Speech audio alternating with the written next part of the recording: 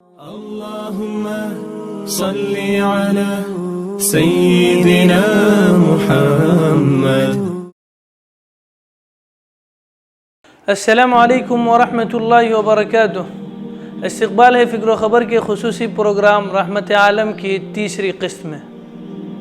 اس سے پہلے والی ویڈیو سیریز میں آپ نے جانا کہ چھٹی صدی مسیحی میں دنیا کے حالات کیا تھے، اس وقت کی حکومتوں کا کیا حال تھا. آج کی اس ویڈیو سیریز میں ہم عرب اور اہل عرب کی تاریخ سے واقف ہوں گے، کیونکہ رحمت عالم صلی اللہ علیہ وسلم کی بعثت عرب قوم میں ہوئی تھی. اور اس ویڈیو میں کے آخر میں آپ کو ایک دلچسپ قصہ بھی سنائیں گے. ناظرین، لفظ عرب کے لغوی معنی ہیں صحرا یعنی ڈیزرٹ اور بے آب و گیا زمین کے. مورخین نے نسلی اعتبار سے یعنی ایتھنک اعتبار سے عرب اقوام کی 3 قسمیں قرار دی ہیں. نمبر 1، عرب بعیدہ، یعنی وہ قدیم عرب کے قبائل اور قومیں جو بالکل ناپید ہو گئیں اور ان کے متعلق ضروری تفصیلات بھی دستیاب نہیں، مثلا قوم عاد، سمود، تسم، جدیس، عمالقہ وغیرہ. نمبر 2، عرب عاربہ، یعنی وہ عرب قبائل، وہ عرب خاندان، وہ عرب کی فیملیز جو یعرب بن یشحب بن قحطان کی نسل سے ہیں، جو کہ یہ ہیں حمیر، کہلان، کندہ وغیرہ. انہیں قحطانی عرب کہا جاتا ہے. نمبر 3، عرب مستعربہ، یعنی وہ عرب قبائل جو حضرت اسماعیل علیہ السلام کی نسل سے ہیں. انہیں عدنانی عرب کہا جاتا ہے. عرب مستعربہ ان کی جد اعلیٰ سیدنا ابراہیم علیہ السلام ہیں، جو اصلاً عراق کے ایک شہر اور کے رہنے والے تھے. یہ شہر دریائے فرات کے مغربی ساحل پر واقع ہے. حضرت ابراہیم علیہ السلام یہاں سے ہجرت کر کے شہر حزان تشریف لے گئے تھے. پھر وہاں سے فلسطین جا کر اسی ملک کو اپنی پیغمبرانہ سرگرمیوں اور مشن کا مرکز بنایا اور دعوت و تبلیغ کے لیے یہیں سے اندرون و بیرون ملک مصروف رہا کرتے تھے. ایک بار اب مصر تشریف لے گئے. فرعون نے آپ کی بیوی حضرت سارہ کی کیفیت سنی تو اس کے بارے میں بدنیت ہو گیا اور اپنے دربار میں برے ارادے سے بلایا. لیکن اللہ نے حضرت سارہ کی دعا کے نتیجے میں غیبی طور پر فرعون کی ایسی گرفت کی کہ وہ کچھ کر نہ سکا. اس کی نیت بد یعنی برا ارادہ اس کے منہ پر مار دی گئی اور وہ حادثے کی نوعیت سمجھ گیا کہ حضرت سارہ اللہ تعالیٰ کی نہایت خاص اور مقرب بندی ہے. اور وہ حضرت سارہ کی اس خصوصیت سے اس قدر متاثر ہوا کہ اپنی بیٹی ہاجرہ کو ان کی خدمت میں دے دیا. پھر حضرت سارہ نے حضرت ہاجرہ کو حضرت ابراہیم علیہ السلام کی زوجیت میں دے دیا. حضرت ابراہیم علیہ السلام حضرت سارہ اور حضرت ہاجرہ کو ہمراہ لے کر فلسطین واپس تشریف لائے. پھر اللہ تعالیٰ نے حضرت ابراہیم علیہ السلام کو حضرت ہاجرہ علیہ السلام کے بطن سے ایک فرزند ارجمند اسماعیل علیہ السلام عطا فرمایا. پھر اللہ کے حکم سے حضرت ابراہیم علیہ السلام نے حضرت ہاجرہ اور حضرت اسماعیل علیہ السلام کو اپنے ہمراہ لے کر حجاز تشریف لے گئے اور وہاں ایک بے آب و گیا یعنی ڈیزرٹ زمین وادی مکہ میں بیت اللہ شریف کے پاس انہیں چھوڑ دیا. اس وقت بیت اللہ شریف نہ تھا، صرف ٹیلے کی طرح ابھری ہوئی زمین تھی. سیلاب آتا تھا تو دائیں بائیں سے کترا کر نکل جاتا تھا. وہیں مسجد حرام کے بالائی حصے میں زمزم کے پاس ایک بہت بڑا درخت تھا. آپ نے اسی درخت کے پاس حضرت ہاجرہ اور حضرت اسماعیل علیہ السلام کو چھوڑا تھا. اس وقت مکے میں پانی تھا نہ آدم اور آدم ذات، اس لیے حضرت ابراہیم علیہ السلام نے ایک توشہ دان میں کھجور اور ایک مشکیزے میں پانی رکھ دیا. اس کے بعد فلسطین واپس چلے گئے. لیکن چند ہی دنوں میں حضرت ہاجرہ علیہ السلام کے پاس موجود کھجور اور پانی ختم ہو گیا اور سخت مشکل پیش آئی. مگر اس مشکل وقت پر اللہ کے فضل و کرم سے زمزم کا چشمہ پھوٹ پڑا اور ایک عرصے تک کے لیے سامان رزق اور متاع حیات بن گیا. اور اس پانی کو تلاش کرنے کے لیے جس جگہ پر حضرت ہاجرہ دوڑی ہے وہ صفا اور مروہ کہلایا. اور یہ عمل اللہ کو اتنا پسند آیا کہ عمرے کے ارکان میں اس کو شامل کر لیا۔ اب ہر مکہ جانے والا اس عمل کو کرتا ہے۔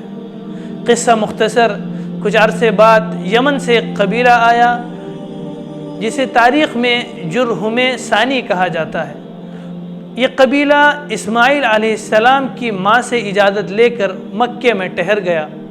کہا جاتا ہے کہ یہ قبیلہ پہلے مکے کے گرد و پیش کی وادیوں میں سکونت پذیر تھا۔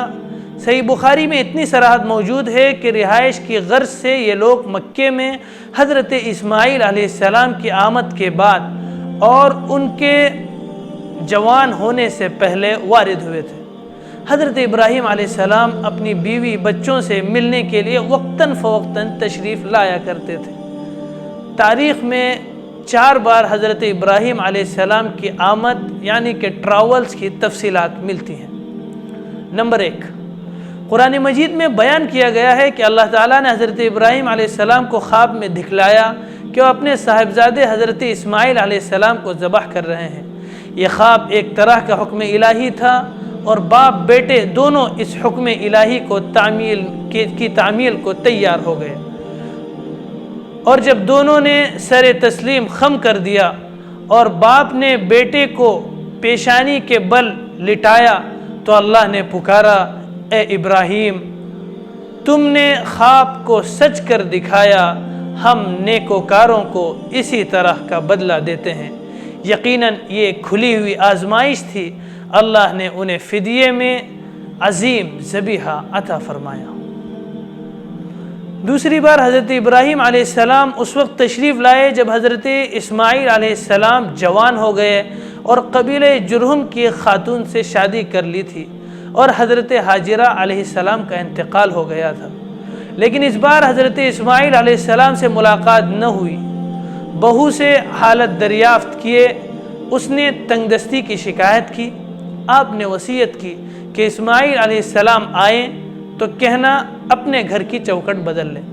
اس وصیت کا مطلب حضرت اسماعیل علیہ السلام سمجھ گئے، بیوی کو طلاق دے دی اور ایک دوسری عورت سے شادی کر لی جو جرہم کے سردار مزاز بن عمرو کی صاحبزادی تھی۔ تیسری مرتبہ اس وقت تشریف لائے جب انہوں نے دوسری شادی یعنی کہ حضرت اسماعیل علیہ السلام نے دوسری شادی کر لی تھی۔ اس بار بھی بیٹے سے ملاقات نہ ہوئی۔ بہو سے احوال دریافت کیے تو اس نے اللہ کی حمد و ثنا کی۔ آپ نے وصیت کی کہ اسماعیل علیہ السلام اپنی دروازے کی چوکھٹ برقرار رکھیں اور فلسطین واپس ہو گئے۔ چوتھی مرتبہ اس کے بعد پھر تشریف لائے تو حضرت اسماعیل علیہ السلام زمزم کے قریب درخت کے نیچے تیر گھڑ رہے تھے۔ دیکھتے ہی لپک پڑے اور وہی کیا جو ایسے موقع پر ایک باپ اپنے بیٹے کے ساتھ اور بیٹا اپنے باپ کے ساتھ کرتا ہے۔ یہ ملاقات اتنے طویل عرصے کے بعد ہوئی تھی کہ ایک نرم دل اور شفیق باپ اپنے بیٹے سے اور ایک اطاعت شعار بیٹا اپنے باپ سے بمشکل ہی اتنی لمبی جدائی برداشت کر سکتا ہے۔ اس دفعہ دونوں نے مل کر خانہ کعبہ کی تعمیر کی، بنیاد کھود کر دیواریں اٹھائی اور ابراہیم علیہ السلام نے سارے دنیا کے لوگوں کو حج کے لیے آواز دی۔ باپ بیٹے جب کعبۃ اللہ کی تعمیر کر رہے تھے تو یہ دعا بھی کر رہے تھے کہ اللہ اس گھر کو قبول کر اور اس میں برکت دے اور دونوں اسلام پر جئیں اور اسلام پر مریں اور ان کی وفات کے بعد ان کی اولاد کو یہ دولت اور میراث حاصل ہو۔ قرآن نے اس کی منظر کشی کچھ اس طرح کی ہے۔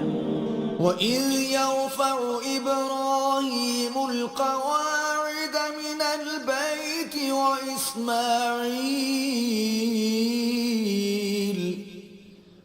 رَبَّنَا تَقَبَّلْ مِنَّا إِنَّكَ أَنْتَ السَّمِيعُ الْعَلِيمُ۔ اور جب ابراہیم اور اسماعیل بیت اللہ کی بنیادیں اونچی کر رہے تھے تو دعا کیے جاتے تھے کہ اے ہمارے پروردگار، ہم سے یہ خدمت قبول فرما، بے شک تو سننے والا اور جاننے والا ہے۔ ربنا واجعلنا مسلمين لك ومن ذريتنا أمة مسلمة لك وأرنا مناسكنا وتب علينا إنك أنت التواب الرحيم. اے پروردگار ہم کو اپنا فرما بردار بنائے رکھیو اور ہماری اولاد میں سے بھی ایک گروہ کو اپنا مطیع بناتے رہیو، اور پروردگار ہمیں ہمارے طریق عبادت بتا اور ہمارے حال پر رحم کے ساتھ توجہ فرما، بے شک تو توجہ فرمانے والا مہربان ہے. ربنا وابعث فيهم رسولا منهم يتلو عليهم آياتك ويعلمهم الكتاب والحكمة ويزكيهم إنك أنت العزيز الحكيم. اے پروردگار ان لوگوں میں انہی میں سے ایک پیغمبر مبعوث کی جو ان کو تیری آیتیں پڑھ پڑھ کر سنایا کرے اور کتاب اور دانائی سکھایا کرے اور ان کے دلوں کو پاک صاف کیا کرے، بے شک تو غالب اور صاحب حکمت ہے. ناظرین، اس قسط میں آپ حضرات نے جانا کہ عرب کے کیا معنی اور ان کی کتنی قسمیں، اور ساتھ ہی کعبۃ اللہ کی تعمیر کا قصہ بھی سنا کہ کس طرح اس کی تعمیر ہوئی. انشاءاللہ اگلی ملاقات میں ہم جانیں گے کہ حضرت ابراہیم اور اسماعیل علیہ السلام کا خاندان کس طرح پھیلا. ساتھ ساتھ یہ بھی جانیں گے کہ حضرت محمد صلی اللہ علیہ وسلم کا خاندان کون سا تھا اور عرب میں اس قبیلے کی عزت و وقار یعنی ریسپیکٹ اور ڈگنیٹی کیا تھی. والسلام علیکم ورحمۃ اللہ وبرکاتہ. اللهم صل على سيدنا محمد وعلى آل سيدنا شفيعنا محمد